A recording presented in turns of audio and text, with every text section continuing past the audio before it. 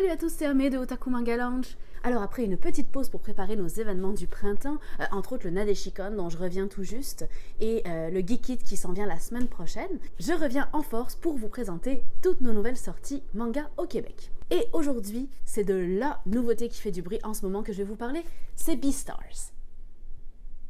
Beastars, c'est le premier manga de Paru Itagaki, qui est une jeune femme pleine de talent, puisque c'est sa première série. Alors elle avait fait quelques années auparavant un recueil d'histoires courtes avec des animaux comme personnages qui lui avaient servi un petit peu de brouillon pour Beastars, mais qui n'était pas paru hors du Japon. Beastars, c'est un manga fort, autant au niveau des graphismes que du scénario. Une vision métaphorique et critique de l'humanité, la métaphore des animaux va permettre à notre auteur de soutenir son propos de fond. Comment les apparences régissent notre quotidien. Alors un petit mot sur l'histoire pour m'expliquer. L'histoire se passe dans un cégep. Chaque personnage est un animal différent, ce qui, en passant, en dit long sur la maîtrise graphique de l'auteur. Mais chacun est catégorisé de par sa nature. Les herbivores et les carnivores, qui s'appellent dans le manga les herbiers et les carnés.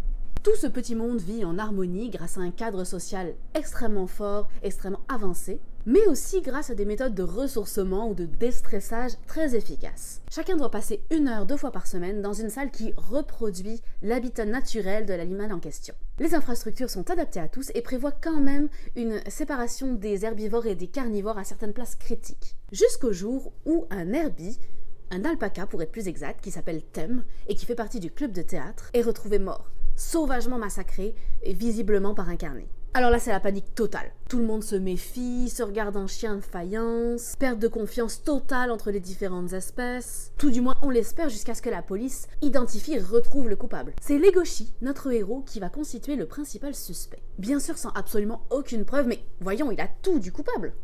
Pourquoi ? Voyons, c'est un loup. Un grand loup gris, aux dents pointues et aux griffes acérées. Et en plus, il fait aussi partie du club de théâtre. Nul doute, dans l'esprit de tous, Legoshi a cédé à la tentation et a dévoré Tem. Pourtant, quand on y regarde d'un peu plus près, Legoshi paraît doux comme un agneau. Et on se rendra bien vite compte qu'il n'a pas du tout le profil d'un tueur. Avec sa personnalité effacée, timide, peu sûre de lui. Les accusations répétées de ses camarades vont même l'amener à douter de lui-même. Mais est-ce vraiment moi qui, dans un accès de folie, ai tué ce pauvre alpaca ? Il va alors sombrer dans un état proche de la folie. En même temps, la pièce préparée par le club de théâtre doit bientôt donner sa première représentation. Herbie et Carney doivent travailler ensemble, alors même qu'ils sont plus capables de se faire confiance et qu'ils sont menés par le bout du nez par le populaire Louis, le majestueux cerf au bois rouge. Pour finir, c'est dans ce contexte chaotique que Legoshi va pour la première fois de sa vie tomber amoureux. Affaire à suivre. Alors la force de ce manga, c'est la cohérence. Un univers extrêmement riche et cohérent, totalement maîtrisé. Une puissance incroyable se dégage du récit. Les personnages sont vrais, la critique derrière l'histoire est on ne peut plus pertinente. Les dessins, bien sûr, sont de toute beauté. Bref, un manga à découvrir absolument. C'est là-dessus que je vais vous quitter. Je vous ai présenté aujourd'hui Beastars de Paru Itagaki. Et je vous souhaite une belle découverte.